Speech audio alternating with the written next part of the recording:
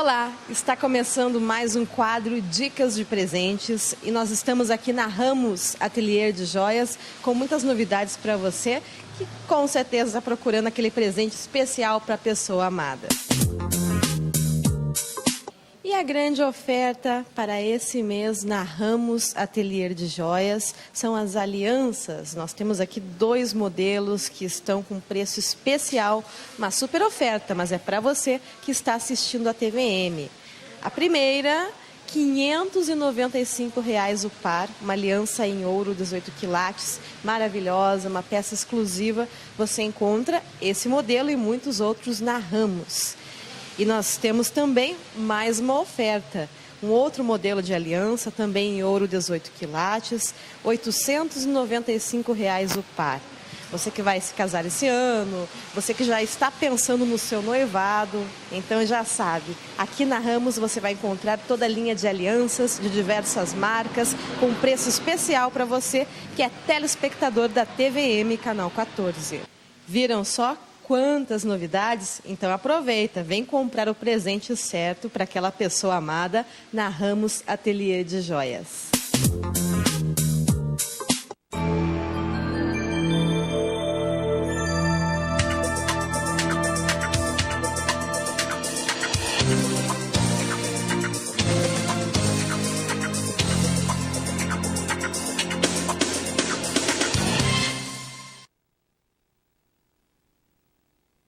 As matérias e opiniões deste programa não representam a opinião deste canal, e sim do seu apresentador, o qual é responsável por elas.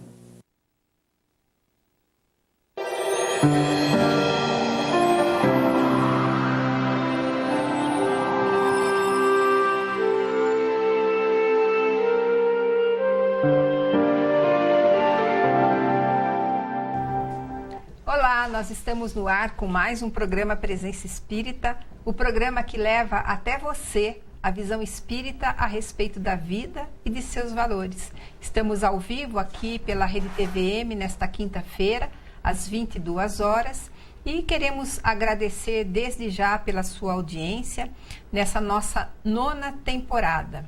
E hoje nós estamos aqui com um programa especial de perguntas e respostas, e você pode enviar através do telefone 3028-7122 as suas perguntas, mas também, Ayrton, bem-vindo ao programa. Hoje nós vamos responder aquelas perguntas que ficaram ao longo das semanas, porque nem sempre a gente consegue responder a todos os questionamentos que nos chegam aqui através tanto do Facebook quanto do telefone, né? Olá, Silvia e amigos que acompanham o programa Presença Espírita. É sempre um prazer estar aqui e nesse programa onde nós procuramos dirimir algumas dúvidas a respeito de temas diversos, né, que foram abordados em programas anteriores ou perguntas que não se enquadraram bem dentro do tema que foi abordado no programa. Então é mais uma oportunidade de esclarecimentos à luz da doutrina espírita, Silvia, que é a doutrina da consolação, a doutrina filosófica, uma filosofia positiva que nos dá orientações para a vida diária, né? E por isso que a doutrina espírita é a doutrina consoladora, porque ela nos tira da ignorância, ela nos explica as questões transcendentais da nossa alma. Por exemplo, quantos de nós, não é, já não nos perguntamos de onde que nós viemos? Para onde nós vamos, qual é o nosso destino, qual é o sentido da vida na Terra, qual que é o objetivo da encarnação aqui no planeta. Por que que muitas vezes nós encarnamos na Terra, temos uma vida feliz, uma vida tranquila, desencarnamos com 80, 90 anos, numa vida aparentemente feliz, e outros nascem desde cedo em berços com dificuldades, passam por grandes provações, muitos desencarnam em tenra idade, outros passam por doenças sérias, sofrendo durante toda a vida. Seria Deus injusto? Por que que tudo isso acontece? Então a doutrina espírita vem de uma maneira lúcida, de uma maneira muito clara, através das explicações dos bons espíritos, nas obras deixadas por Kardec, que codificou todos esses ensinamentos de uma maneira muito cristalina, nos explicar o porquê de tudo isso. E esse aspecto consolador da doutrina espírita para nós esse grande papel de doutrina educadora das nossas almas, não é, Ayrton? Aliás, essa é uma das características do codificador da doutrina espírita, né? Discípulo de Pestalozzi, dedicou antes de dedicar-se praticamente à doutrina espírita, a diversas obras, né? As obras de cunho educativo, de cunho no ensino da pedagogia, do ensino das ciências, né? E ele aplicou o método científico ao estudo das manifestações espíritas, daí derivando a filosofia espírita e também, por consequência, todos os seus aspectos morais. E, naturalmente, que a doutrina espírita é pródiga em dois aspectos peculiares, que é a imortalidade da alma, né, que nos dá a certeza da vida futura, não mais a dúvida pairando sobre o futuro, ou seja, para onde nós vamos, né, mostrando a pátria espiritual, o mundo dos espíritos de uma maneira muito clara, muito objetiva, nos dando a certeza de que a vida continua. E outro ponto crucial é a reencarnação, né? Ou seja, o progresso continuado, ou seja, o espírito retornando ao mundo dos espíritos, ainda naturalmente em necessidade de continuidade do progresso, e o retorno à vida corpórea para dar essa continuidade, mostrando que o progresso é continuado e sucessivo. Então, só a perspectiva da vida futura, da imortalidade da alma, da consolação, por exemplo, diante das perdas das pessoas amadas, diante do fenômeno biológico da morte, e todo o ensinamento de cunho moral que a doutrina espírita revive a partir do Evangelho segundo o Espiritismo, por si só já nos é um roteiro assim suficientemente seguro para bem nos conduzirmos. Aí implica na nossa boa vontade, em todo o esforço que precisamos executar para que isso se torne uma realidade na nossa vida cotidiana, né? Então, se você quiser saber sobre algum aspecto dessa introdução que nós fizemos agora, ou outro assunto em qualquer campo, do campo filosófico, do campo mais atrelado à mediunidade, ou do campo cristão, todo o bojo da doutrina espírita, as dúvidas que surgem quando nós lemos uma obra, por exemplo, densa como o Livro dos Médiuns ou a Gênese, você pode aqui ligar então para o telefone 3028-7122. Hoje nós não estamos online, porque é um programa mais dinâmico de perguntas e respostas, então você pode enviar os seus questionamentos, nós vamos procurar responder a todos eles e aquelas perguntas então que ficaram nesse mês que estamos terminando hoje e o mês de fevereiro também. E eu vou até começar já a perguntar para o Ayrton se houve algum preparo espiritual aqui no planeta, algum preparo técnico, algum preparo, por exemplo, será que o mundo dos espíritos enviou espíritos superiores que já foram preparando o campo para a chegada de Jesus aqui na Terra? Porque um acontecimento dessa envergadura não foi assim ao acaso, né, Ayrton? Houve preparo dos grandes mesmo. Sim. Aí. Sem dúvida, porque é um marco na própria história da humanidade antes e depois do Cristo, né? Mas, por exemplo, Emmanuel, no livro A Caminho da Luz, psicografia de Francisco Cândido Xavier, relata que no mundo dos espíritos houve dois grandes momentos de reuniões de pleiade de espíritos que comandam o progresso do planeta Terra desde a sua formação. A primeira dessas reuniões com essa pleiade de espíritos foi no momento da formação da Terra, quando a nebulosa terrena, ou seja, aquela massa incandescente, se desprendia da massa solar. E depois, no outro grande momento, foi justamente os momentos que antecederam a vinda do Cristo para o planeta Terra, ou seja, sendo o espírito mais avançado que esteve entre nós e sendo, como Emmanuel diz, o diretor angélico do processo evolutivo do planeta, de tal forma que essa pleiade de espíritos, sob o comando de Jesus, governa não só os aspectos da evolução da vida no sentido material, da vida biológica, mas também da vida espiritual progressiva, progresso dos espíritos que aqui habitam. Então, sem dúvida, que desde os profetas, né, que anunciavam a vinda do Messias, até os momentos que antecederam a sua vinda imediata ao planeta Terra, sem dúvida que houve preparação. Até, por exemplo, nem sempre os historiadores compreendem bem que foi um período pacífico no próprio Império Romano, sobre o Império de Augusto, figuras eminentes, né, no sentido da inteligência, Ovídio, Tito, Mecenas, assim, grandes inteligências, né, naquela época no Império Romano.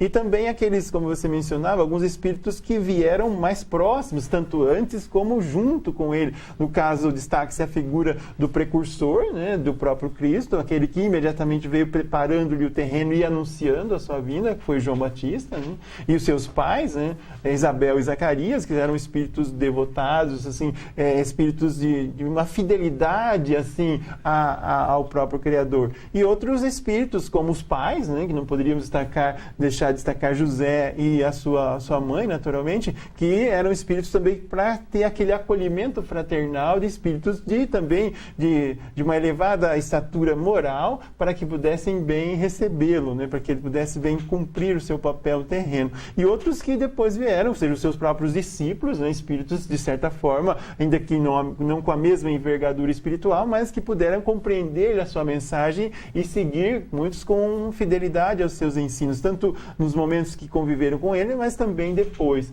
Então, sem dúvida que houve uma grande preparação para que a sua vinda tivesse êxito, ainda que ele tivesse permanecido pouco tempo, né, na sua obra messiânica, foi algo tão singular que nós até hoje procuramos compreender a dimensão da sua vinda, da sua estadia na Terra e, sobretudo, a grandeza dos seus ensinamentos. Né? E é interessante, né? No livro Boa Nova, Humberto de Campos diz que a Terra, o planeta sentiu a aproximação da esfera crística, tanto que Augustus estabeleceu a paz romana e o povo nunca foi tão feliz naquela época do Império Romano, porque sentia que algo grandioso, sentia na sua intimidade, de uma forma intuitiva, que algo grandioso estava para acontecer no planeta, que era a chegada do nosso governador, de Jesus, aí para estabelecer então essa lei maior que já era conhecida,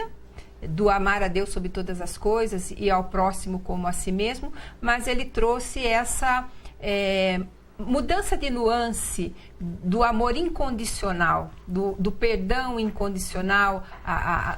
Jesus foi o primeiro ser que chegou ao planeta para falar da fraternidade universal. E todos nós, não é, Ayrton, sentimos o impacto da presença dele. Passado 2000 anos, nós ainda conseguimos sentir, e é só essa semana que passamos, no feriado da Semana Santa, que a gente volta o nosso pensamento para o passado, para todos aqueles acontecimentos da Jerusalém antiga, com a crucificação e morte de Jesus. Nós entramos nesse clima, nesse psiquismo, e conseguimos sentir, então, a presença de Jesus nas nossas vidas, a presença de Jesus, mesmo passado 2000 anos, porque os seus ensinamentos são eternos e são universais. Pode-se passar o tempo que for e eles estarão presentes. Os homens não conseguirão alterar os seus ensinamentos, porque esses ensinamentos são a verdade das leis de Deus, já que Jesus é o representante de Deus na Terra. Como diz um autor espiritual, ele é muito mais do que o governador espiritual do planeta. Nós vamos fazer um intervalo agora. Você, então, ligue para o telefone 3028-7122, mande as suas perguntas. Nós já voltamos com o programa Presença Espírita.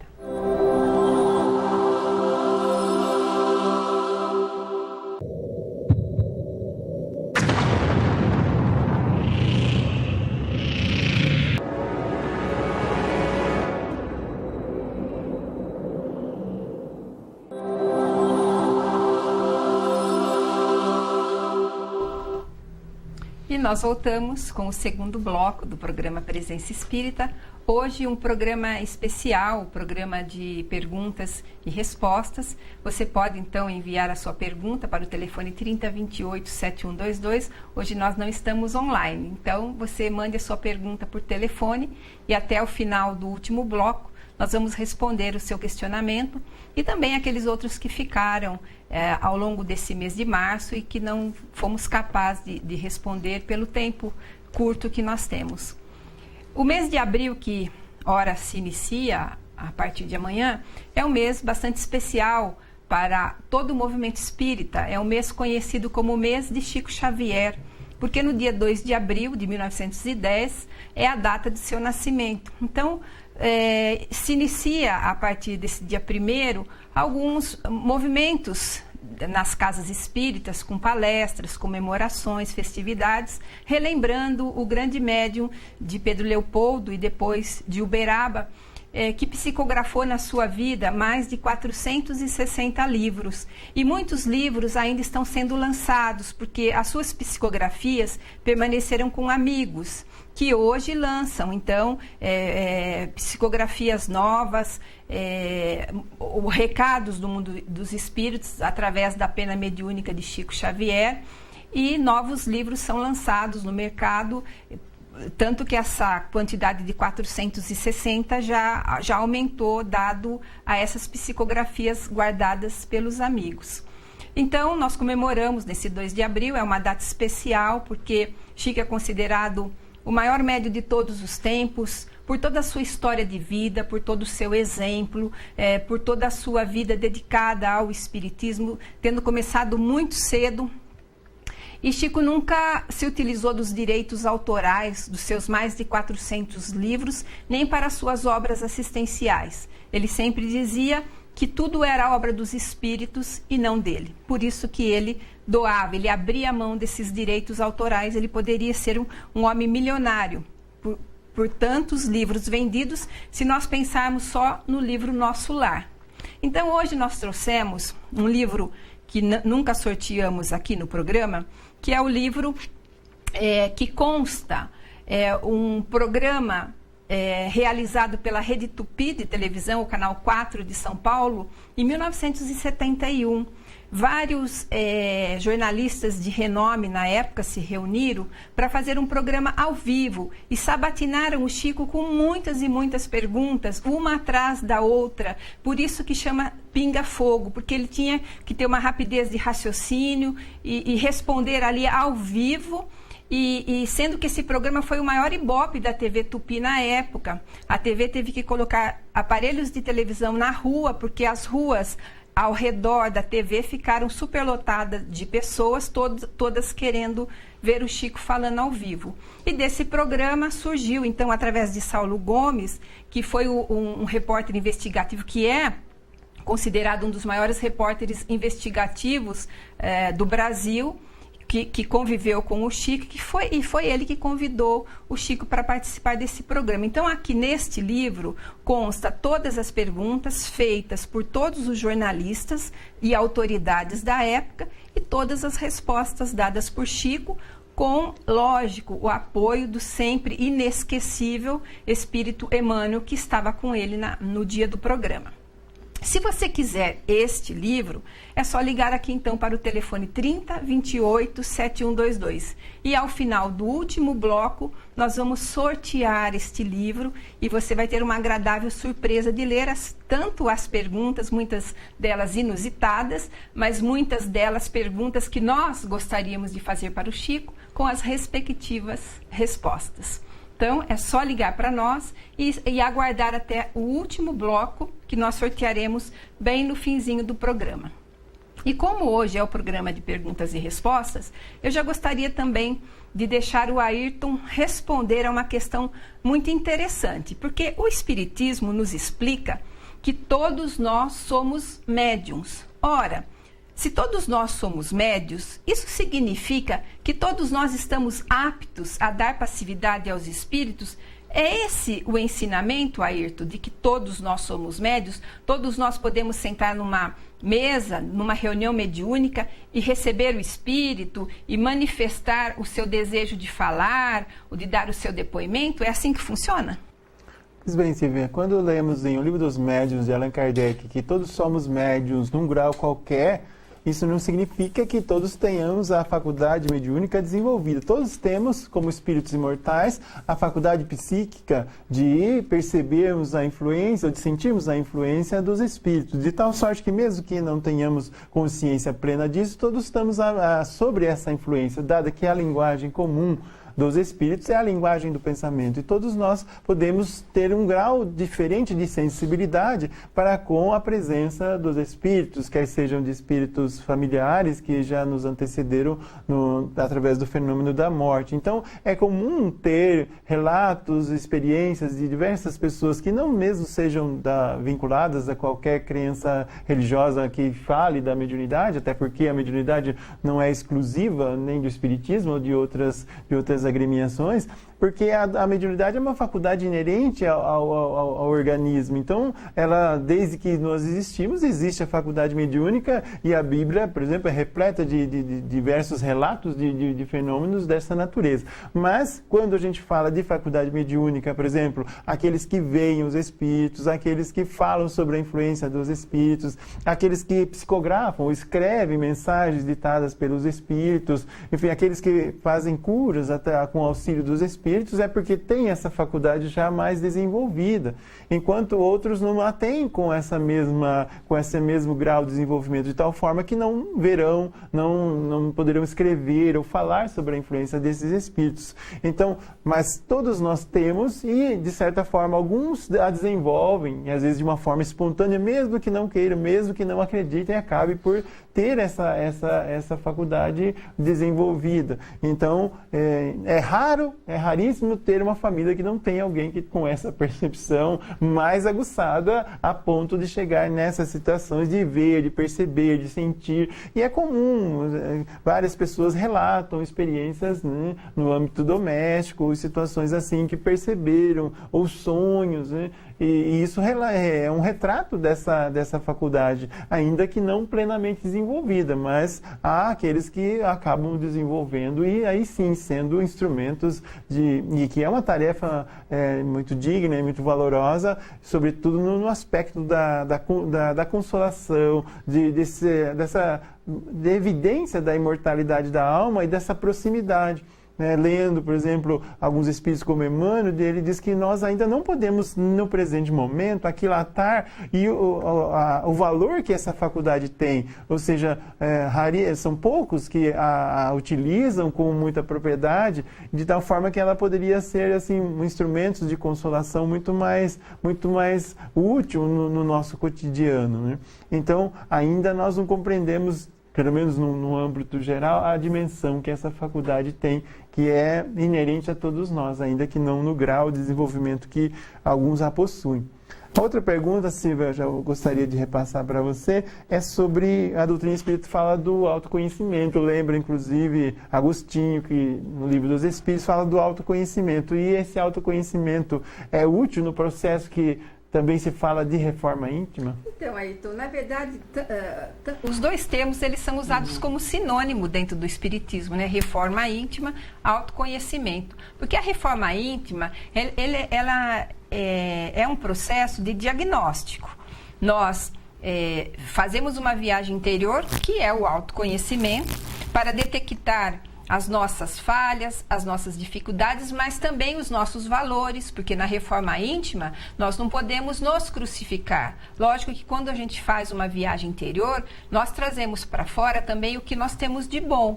Mas normalmente quando a gente fala em reforma íntima, em reforma, é porque algo está danificado, algo está estragado, algo precisa de mudança, o termo reforma. Então ele está mais voltado a esses aspectos. Nós fazemos uma viagem interior, fazemos um diagnóstico das áreas da nossa alma que precisamos modificar nas questões das virtudes, nas questões dos valores, e diagnosticado as dificuldades, diagnosticados os limites, nós iniciamos um processo de ajuste, de melhora.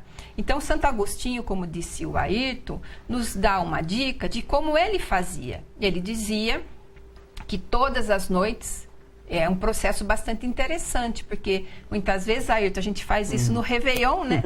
Uma vez por ano a gente faz um balanço da nossa vida, mas Santo Agostinho nos dizia, todas as noites, ao colocar a minha cabeça no travesseiro, eu fazia uma análise da minha vida. O que eu errei, onde eu afetei a vida de uma pessoa, onde eu magoei o que eu poderia ter feito de melhor e não fiz. E no outro dia eu tratava de já começar o ajuste, de começar a reforma, porque dá tempo, está tudo muito vivo. Ora, se eu deitei a cabeça no travesseiro e veio à minha mente uma pessoa que eu magoei, para que eu vou esperar? Se isso pode gerar um desconforto, pode gerar uma inimizade, pode gerar um problema de trabalho, pode gerar até ódios milenares. Ora, eu fiz o diagnóstico, eu preciso melhorar nessa área, então, do relacionamento. Eu passo, a partir de amanhã, começar a testar os meus limites no relacionamento, a agir com um pouco mais de tolerância, com um pouco mais de indulgência. Lembrando que todos nós trazemos dentro da nossa alma os ensinamentos do Cristo. Nós temos a moral cristã que nos sustenta. Então, se nós aprendemos com Jesus que amar o próximo como a si mesmo, só fazer o bem, agir de maneira a não invadir o terreno alheio, lembrando que também nós não gostamos que ninguém invada a nossa parte, a partir do momento que nós pensamos dessa maneira, nós começamos o processo de reforma íntima, que não é um processo espírita, é um processo milenar. No templo de Apolo, havia a inscrição: homem, conhece-te a ti mesmo, e continua, porque a frase é muito mais longa, e Sócrates usou muito nos seus ensinamentos aos seus alunos. Este ensinamento, ele é um ensinamento milenar. Se cada um de nós, sondando a nossa intimidade, começamos de maneira urgente a mudar, o mundo também muda. E há um livro de Chico Xavier muito pequenininho chamado Fé, onde André Luiz, logo nos primeiros capítulos, ele diz também que nós não podemos nos ater a esse mergulho íntimo por muito tempo, continuadamente, numa atitude egoística. Porque nós só vamos conhecer a nós mesmos quando nós saímos de dentro de nós e nos relacionamos com as pessoas. Então, é urgente isso, não é, Ayrton? Sem dúvida. Esse processo de autoconhecimento. Que é a grande tarefa que nos cumpre executar. E Joana de Anjos fala da viagem interior, né? Que a grande viagem que temos que fazer é a viagem para dentro de nós mesmos. Enquanto o homem busca desbravar o espaço infinito, a grande viagem é a viagem interior do autoconhecimento. É um grande desafio. Nós vamos fazer um intervalo agora. Vamos já para o terceiro bloco do programa. E nós já voltamos. É só ligar para o telefone 30 28 7122 e participar do nosso programa.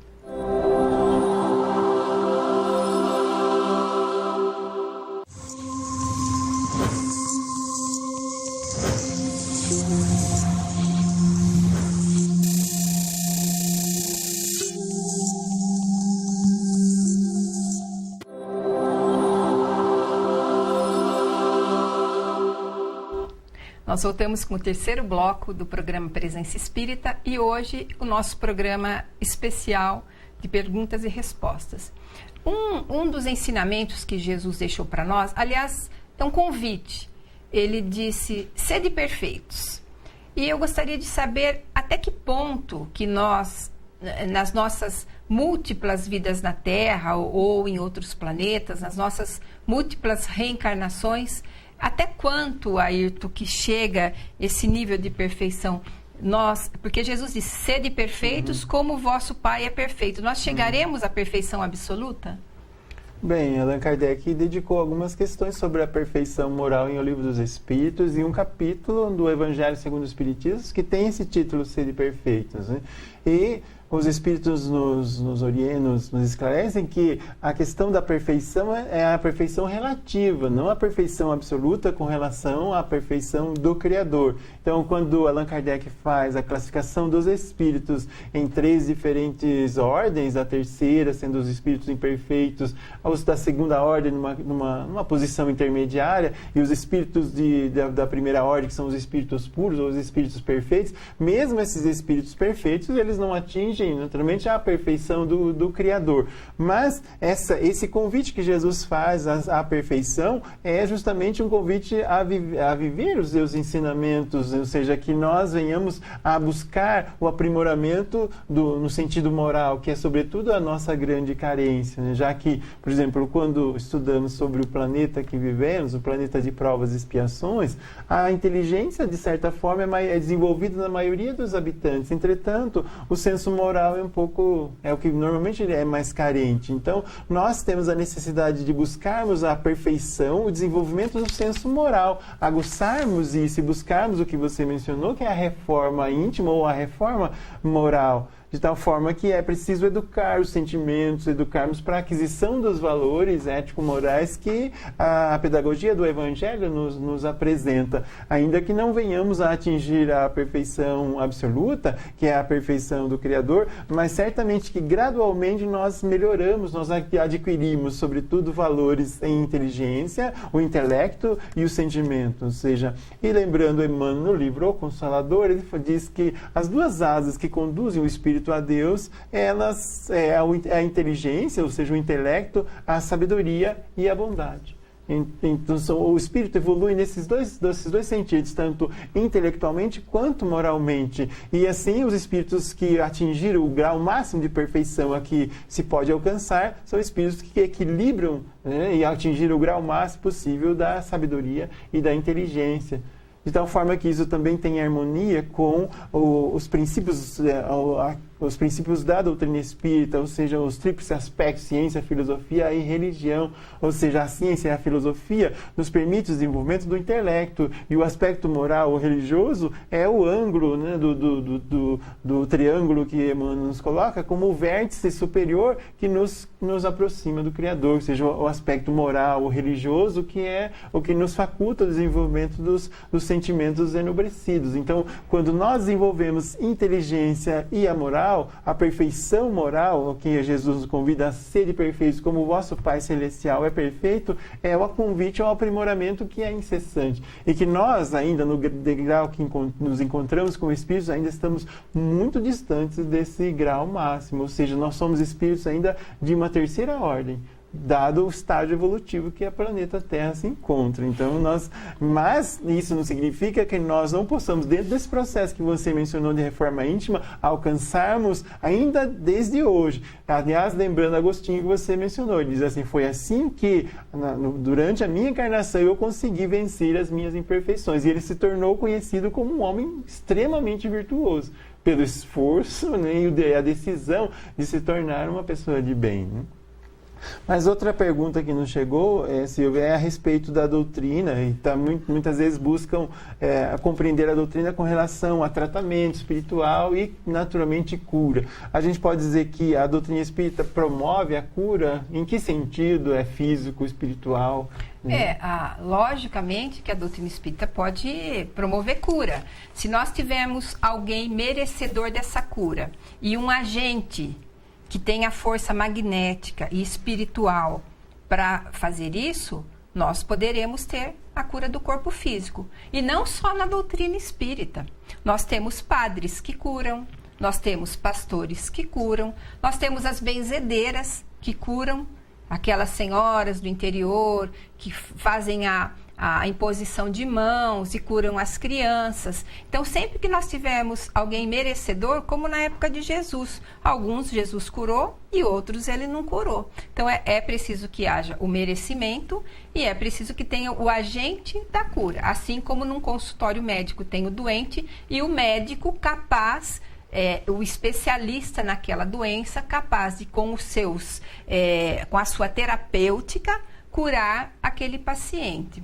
No entanto, se a doutrina espírita pode curar um corpo físico doente, e muitas pessoas buscam a doutrina espírita imaginando que ela seja só isso, e não é, a doutrina espírita cura mais as questões das doenças da alma.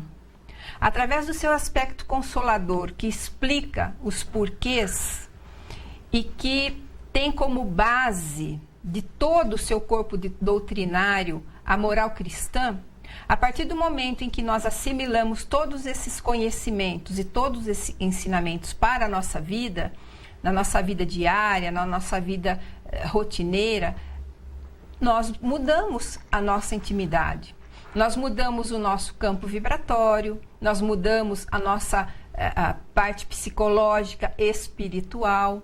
Nós passamos a pensar de uma maneira mais equilibrada, nós passamos a nos relacionar melhor com as pessoas, nós mudamos, nós nos transformamos, aos poucos, mas nós nos transformamos. E a partir do momento em que o nosso ser espiritual melhora, as repercussões sobre o corpo físico são imediatas e diretas, porque é o espírito que controla as células do corpo. Então, quando nós adoecemos fisicamente, é porque o espírito está doente. Nós encarnamos e quando nós mergulhamos no corpo físico, nós trazemos e impregnamos nesse corpo físico todas as mazelas da nossa alma. E muitas doenças inexplicáveis pela medicina têm as suas explicações aí. O espírito está doente, então quando ele mergulha na carne, ele adoece a carne também. Então, quando nós vamos melhorando espiritualmente, nós vamos melhorando fisicamente. Essa é a medicina do futuro, que algumas escolas de medicina já falam nisso, que o perdão, que ao invés de nós guardarmos ódio e ressentimento, a questão do perdão, ela renova todo o campo físico da pessoa, que passa a responder melhor aos medicamentos, que se recupera mais rapidamente das doenças, que ativa positivamente o seu sistema imunológico. Então, melhorando o espírito, melhoramos o corpo. E a doutrina espírita está ligada diretamente à melhora do espírito, quando nós não só aceitamos as suas verdades, mas quando nós incorporamos essas verdades na nossa vida. Nós precisamos tirar as letras do papel do Livro dos Espíritos, as letras do papel do Evangelho e transformar essas letras em atitudes. E aí sim, nós começamos a ser pessoas mais saudáveis em todos os campos, físico e espiritual. Como nós estamos acabando o tempo desse bloco, eu vou deixar mais uma pergunta aqui para o Ayrton. Se amar os inimigos, que é outro ensinamento de Jesus, que nos parece tão difícil, amar os desafetos, os inimigos, ele é um desafio ou é algo realmente possível de se fazer? Nós vamos fazer um breve intervalo e já voltamos com o último bloco do programa Presença Espírita.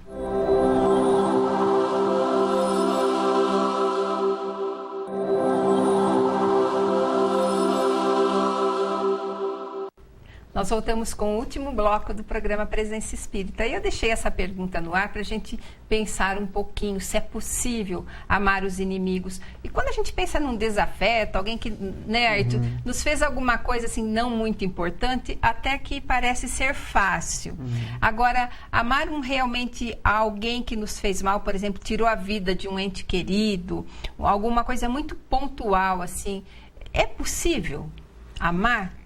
Bem, esse é o convite que Jesus nos faz quando diz: amai aos vossos inimigos, né? Orai pelos que vos perseguem e caluniam.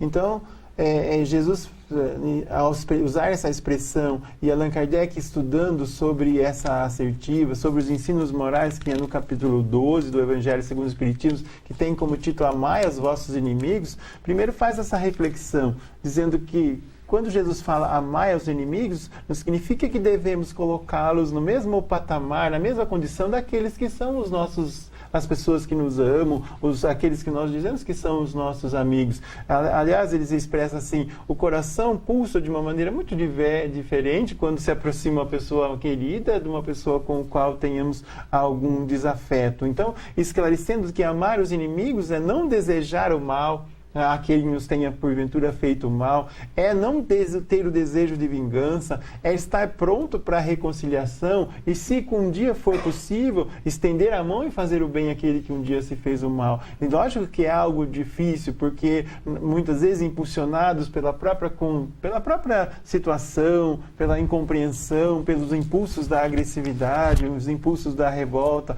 ou por vezes até a cobrança social, ao dizer: nossa, você foi ofendido, ofendido, magoado, e não vai fazer absolutamente, não vai reagir. Enquanto, né, o mundo diz isso, aliás, no livro Religião dos Espíritos, Emmanuel fala assim, né, o mundo cobra uma atitude dessa, mas o Cristo fala, perdoa sempre. Então, são duas visões. Uma é a visão do mundo, né, que quer uma reação. Outra é a visão do Cristo, que pede o perdão, né, dizer, reconcilia-te com o teu inimigo enquanto ele está no vosso caminho, né, se pedir a capa dele, também a túnica. Então, são atitudes, eu acho que exigem um desprendimento, uma grandeza, né, muito grande.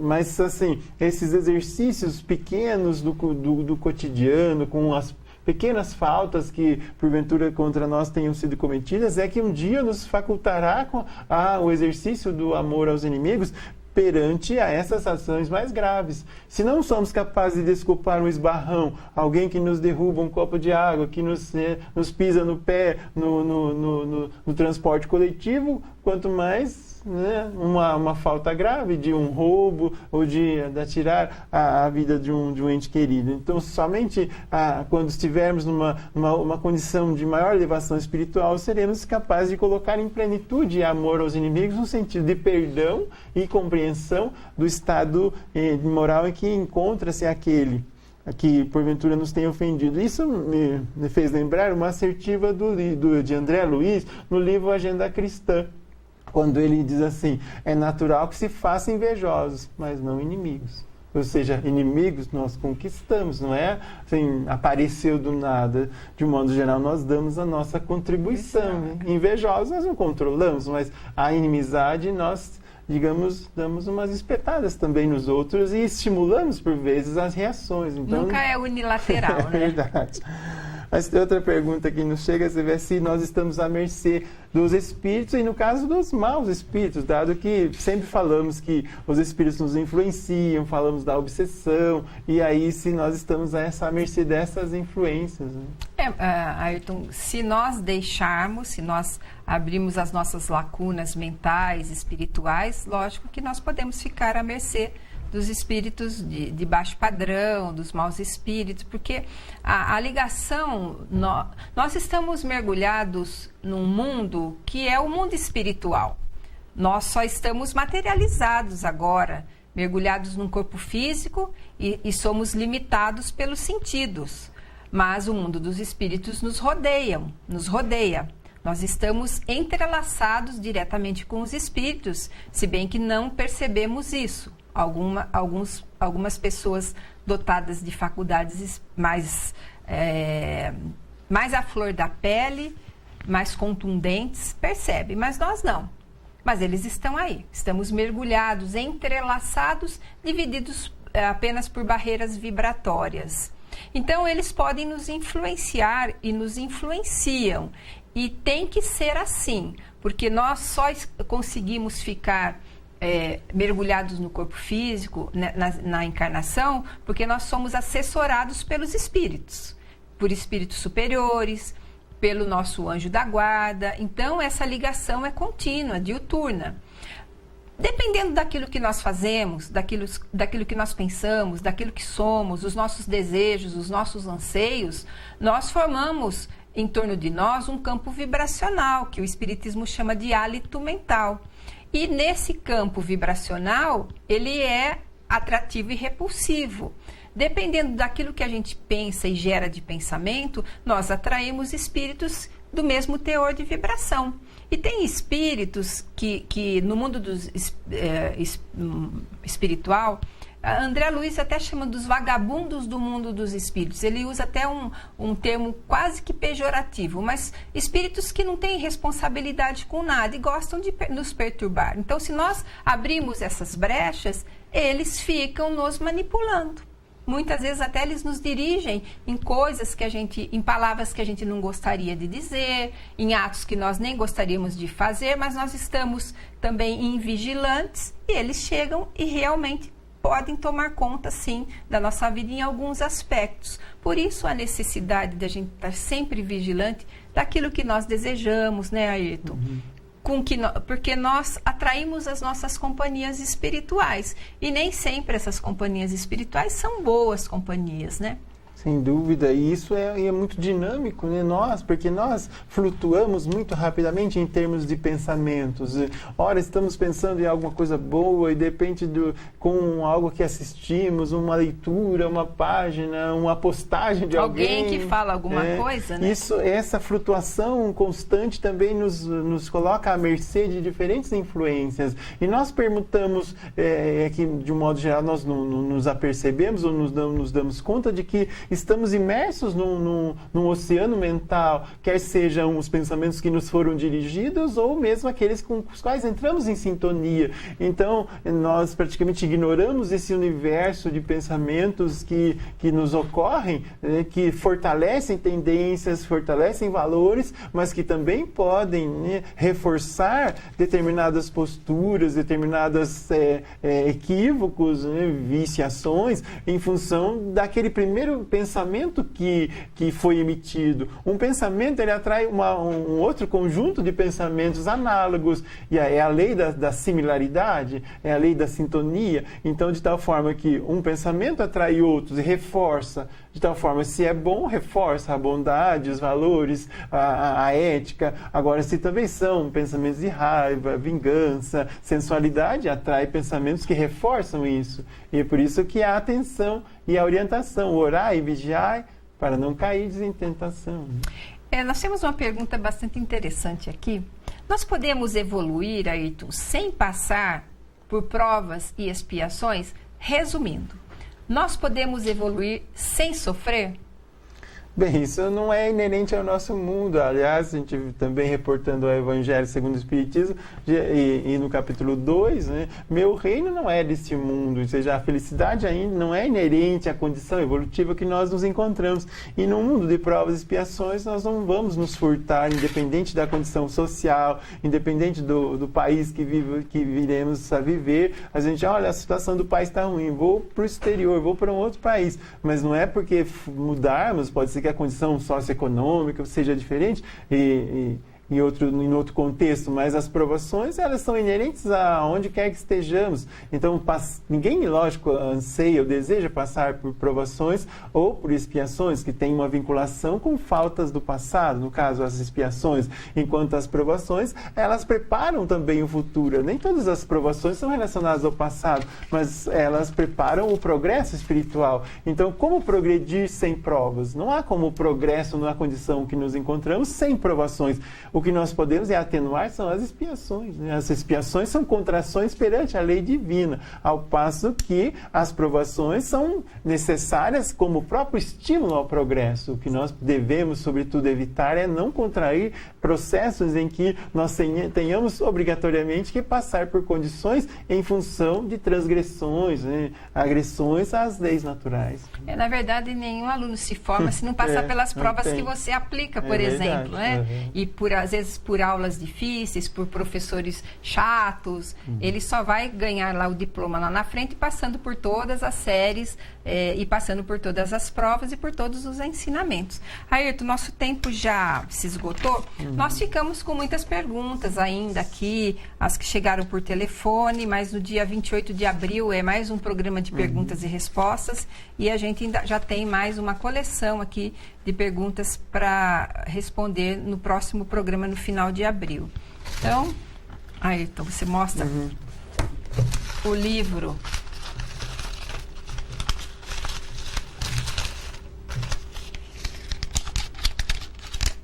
E quem ganhou o livro foi a Regina, o telefone final 3471. A partir de amanhã, o livro vai estar na Feira do Livro Espírita, na Feira Permanente do Livro Espírita, da União Regional Espírita Segunda Região, no Shopping Antártica. E que você faça uma boa leitura e aproveite bastante essa obra que conta um pouco então, do programa Pinga Fogo do ano de 1971. Mas a gente vai se despedindo. Obrigado pela sua audiência. Na semana que vem estaremos com mais um programa Presença Espírita, na primeira quinta-feira do mês de abril. O programa de hoje vai ter reprises durante a semana. Você fique atento à programação da Rede TVM. Tenham todos uma excelente continuação de semana. Fiquem com Deus e até o próximo programa. Até o próximo programa e muito obrigado por acompanhar o programa Presença Espírita.